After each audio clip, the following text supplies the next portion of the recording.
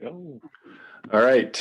We are live, streaming live on Facebook, and we are recording. I'm John Mercer, faculty at University of Nevada, Las Vegas, and part of the Sports Research and Innovation Initiative. And excited to have this podcast that we've started with the initiative. And I've got Jay Vickers as co-host, our business development director for the Sports Research and Innovation. Hey, Jay, how's it going? I'm doing fine. Happy to be here and happy to talk to Dr. Kim today. Yeah, Dr. Kim's one of my favorite people on campus. He's so much fun to work on committees with. He's just got a wonderful attitude. So I'm looking forward to this conversation as well. So it'll be fun. So the mission of the Sports Research and Innovation Initiative is to optimize health, maximize performance, and promote innovation and economic development through sport. And really what we wanted to do through these podcasts is to really let researchers know other researchers and really try to help make connections, because we've discovered, and a lot of us knew this early on, but there's a lot of research going on across campus in lots of different areas. And we want to try to bring that out and, to get people to know people a little bit more beyond just the citation. So I'm excited to have Dr. Kwang Kim here. Kwang was awarded part of our Catalyst program. And I'm really excited to hear a little bit of the work that he's doing with a 3D printer, because I have not messed with that, but it just sounds like so much fun. Hey, Kwang, how's it going? Pretty good. And thanks for inviting me here. I'm happy to be here. It was good to see Jay as well. So well, let me know what do I have to say. Oh, you got lots. So let's start with when did you come to UNLV? Actually, I came to UNLV in 2012. Okay, and in the fall. So okay, as part of there's some hiring going on at that time. So I was part of that. Hiring. And you're in the Department of Mechanical Engineering. Yes, correct. And you're a distinguished professor. Yeah, according to university, yes. You are distinguished. Yes, that's our highest honor here at UNLV. Yeah, it's a great designation. I think it's more than what I deserve, but I'll take it. Well deserved. Well, that's what makes you unique and why you're distinguished is because your humbleness and the fact that you're doing the great work that you're doing because you believe in it. And the awards don't matter. What matters is the work that you're providing to not only for our economy and for our institution, but also for our students. So it's great to have you on the call today. Thank you.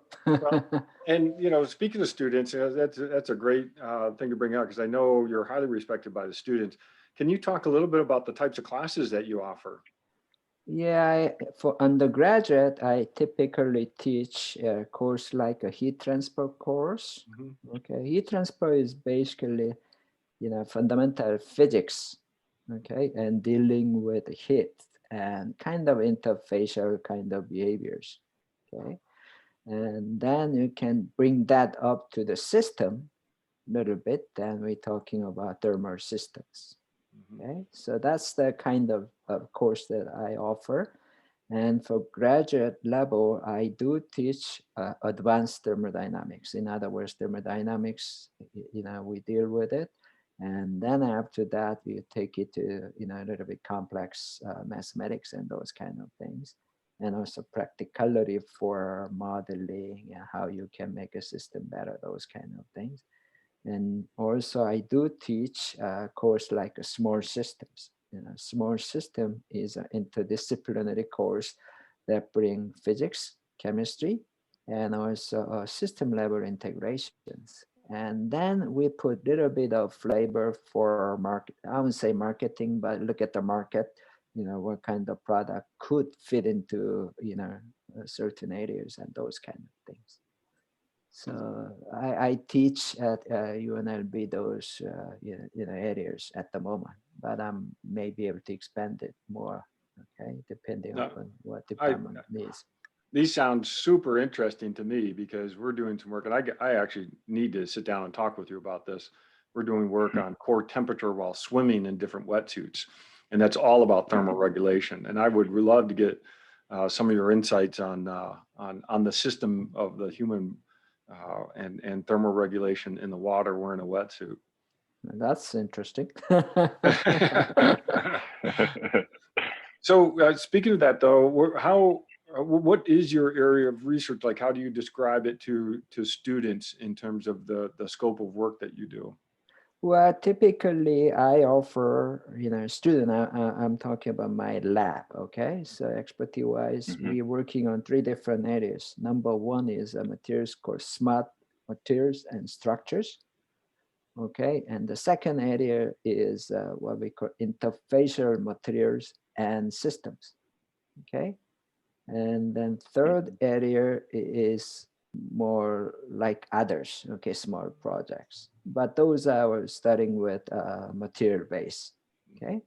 But right now I do focus on smart materials and structures, okay? So when I say smart materials as well as structures, so what I mean by smart material is a material that actually responding to changes in the environment. So let's say temperature change, the material behaves differently than when it hits certain temperature.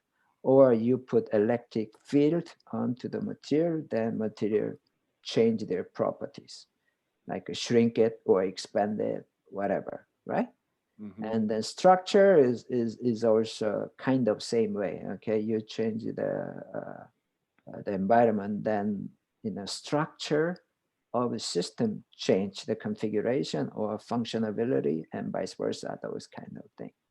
So based upon that, we working on mainly for, I would say, engineering applications that can be from, all over this, including, okay, sports products. And then the tool that we also use is like a 3D printers, right? That also cut into this kind of categories because we've been studying this, smart materials and structure, and that we kind of find out some niche application toward to 3D printers. And then 3D printer itself actually goes to, application in, sports products. So that's the linkage that we have. And the student that I kind of train, they can work on basically solving engineering problems. Those are unique, but at the same time that I like to train students not only working on that or whatever the same project, but also toward to very, very long-term kind of training. So the student can not only work in the project that she or he is working on it, but also going beyond the problem itself. So that's kind of my goal, and most of my students understand that. So we kind of talk about other stuff as well during the meeting, other than other than subject matter. Okay. For example, if some interesting thing is going in there, maybe in a world, we talk about it. That's great. Well, that's really neat. I know you've got a good group that you work of students that you work with and you mentor. So I'm curious, how did you discover this line of research? Where did this interest come from in terms of smart materials and structures? Well, sometimes I have to study from my background training. Okay, so my training for PhD was basically dealing with interfacial transport processes. Okay, so that can be applicable for many engineering applications. And when I got trained, it was for more like solar applications or more like energy systems at that time. Okay, And then after you graduate, you start to, look for some interesting subject matter that can actually connect not only your study, but also there's some problem in the society. So the very first subject matter that I've been working on is what we call, metal hydride. So it's a hydriding material that basically metallic material, but it can absorb hydrogen in a very high order of magnitude. But associated with that, some advantage of using those kind of material is actually solid to gas kind of reaction, so that you can create quite a bit of gas depending on the conditions. So that process actually start to get me through this material business. Okay, and one day I was thinking about, hey, why don't I use maybe electrical field to create those kind of things? So gradually start to move into that area. And then one day I found a colleague who's been working on that area. So I started working with him on what we call electroactive polymers.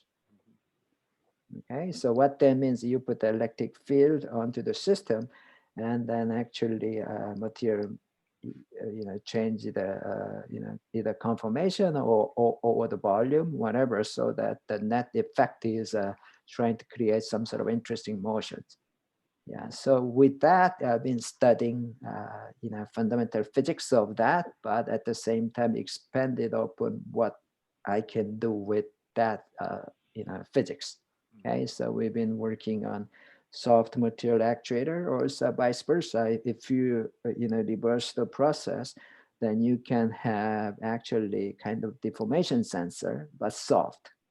Okay, so I start to develop that in the lab in the very small scale.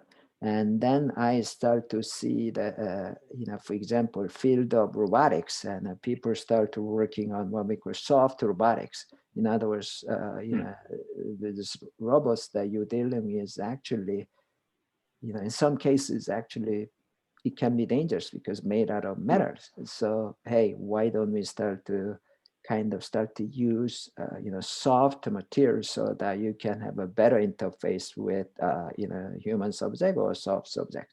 So I'm getting into that areas. Okay, during that period of time, we found very interesting subject matters. Okay, for example, we can use this kind of materials for what we call flow control. So I actually have a interesting setup in my lab, what we call PIV. Okay, so it's a localized velocity measurement for a certain flow, so that we see that in a surface, which is a more stiffer material, and for example, liquid, in this case water, is a lot more liquid material, so that we can kind of find out what kind of effect is happening once we actuate the certain type of material on the surface, those kind of things. Okay, so that has some impact for DoD application, those kind of thing. And also it reversed the process, so that we actually mechanically move certain things and you create some voltage out of it. So that one has applications for energy applications, and vice versa kind of thing. And then the key thing happens during that period. Okay, so I had a small project with the JPL NASA, and what I proposed for them to fund was, hey, why don't I put together a conceptual development of 3D printer, which it can produce actually more than the size of the target. See? Okay, so if you look at the 3D printer market, okay, it is interesting. Okay, they like to produce a type of different materials, shapes, soft metals, and all kind of things, right? It's a great technologies. But if you actually sit down and take a look at it, hey, everything is limited by the plate or size of the 3D printer, right? Let's say, for example, I think it's the sports product wise. When was it? I think Pyeongchang Olympic, when was it? 2 years ago, 3 years ago, something like that. Hmm. And back in South Korea for, Winter Olympic, some of those, the product that this athlete, they should carry, sometimes it has some issues, right? I think bobsleigh or something like that, you got the portion of it dented during the, practice or something like that. What are you going to do? Mm-hmm. Right? Like it's expensive. Yeah, expensive. You have to call her, guy back in the state. Hey, man, I'm sorry, but I bump into this. Okay, you need to send this to me right away. How could you do that? Yeah. So that similar kind of concept has been explored by military people about logistics. Okay, sometimes, hey, Hmm. you have some issues, then you have to produce, not as good as what you have, but something that you can complement.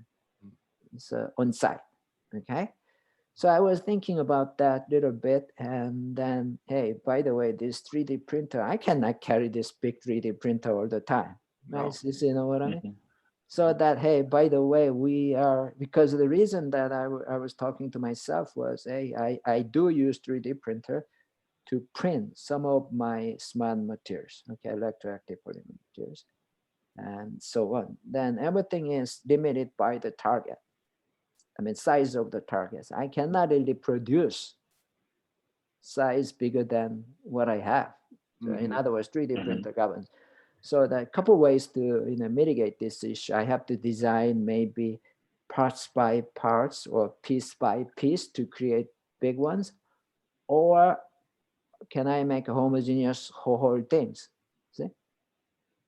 So that actually started for me to thinking about it, particularly for NASA application. I was thinking about maybe zero gravity, like space shuttles or International Space Station. Those kind of applications was in my mind. But for sports things, I know that people start to make sports product more personalized, right? That involves two things. One is very specific design for human, whoever the person. Your foot is shape is different than mine, okay, and so on. But overall, if you look at whatever the number of data is, probably that's the area that maybe computer scientists or other people can come in. Okay, those kind of things. But at the same time, let's say we have those data, can we print them? How? Hmm. So if you have a printer size is smaller than what you can print, right?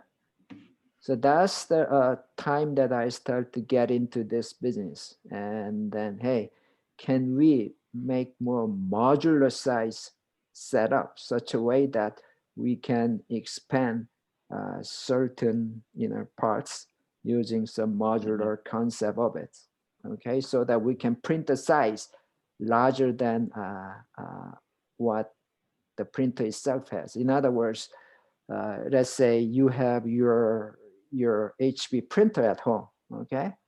But you are limited by the size of your printer, right? I mean, you cannot really print more than what, 8 by 11, right? Yep, that's Something right. like that.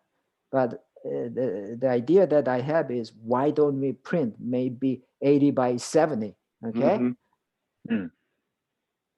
To do that, you have to be a little bit creative to from the setup to maybe expand it in such a way, like a rail system or something like that, so that you can print a little bit bigger size. That's the thing that we're working on it. Oh, I love it. That's so cool. I mean, it is very innovative, which is part Hmm. of the Sports Research and Innovation Initiative, is trying to think differently. And what I love about what you've just gone through is what you're trying to do is solve problems, and using your engineering background to solve those problems, and along the way coming up with neat ideas for NASA and sports and what have you, and training students. I think this is really such a great experience for students to be part of. Yeah.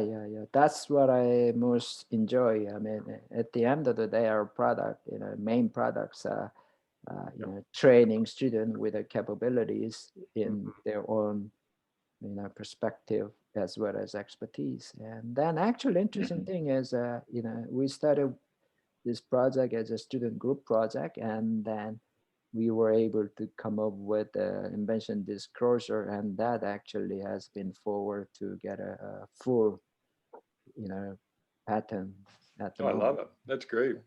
But Oh, we haven't got, this, 3D business. I mean, 3D printer business is very populated field, and then hopefully we can find nice spot for the 3D printing patents. So no, I think you're right on that cutting edge of the use of 3D printers, especially in the sports arena, because you're right. I mean, there's a lot more personalized production of product, or at least that's the goal of a lot of companies.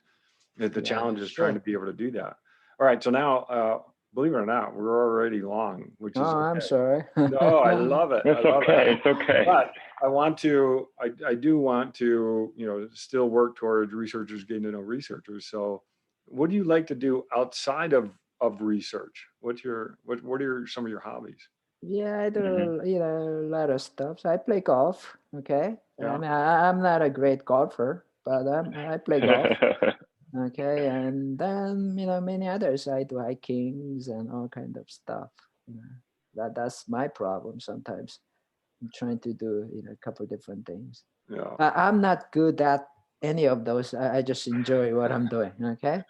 Well, that's what hobbies are, though. They just have to be enjoyable. Yeah, because it is nice to have, things to do outside academics. But I wouldn't be surprised if your hobbies are closely tied to the work that you do too. So, Kwang, this has been great to talk with you. Thanks for inviting me. Yeah. And thank you for your generosity to invite me here. And Jay, also good to see you. Hopefully everything you do, ready to big things, at some point. Okay? Or I'll tell you what, we're definitely moving ahead in the right direction. We have great leadership and we have a great team in place.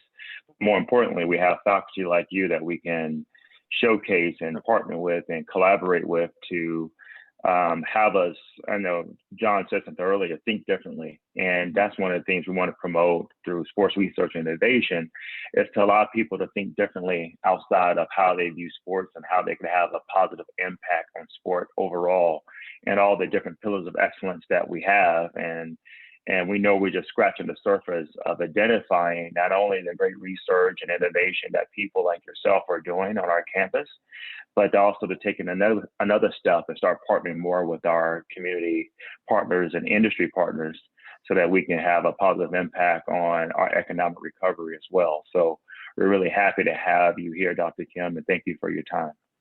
Thanks for inviting me here. I mean, sports market is a big market. It's a $300 billion market. So. Yep, and our city has grown pretty fast in terms of sports. It was already a sports interest town, but now it's really going through the roof. Sure. All right. Absolutely. I got to talk with you some more about some core temperature things. So thank you so much for doing this. Really appreciate it. Great to see you, and have a great rest of the day. You too. Bye. All right. Bye-bye.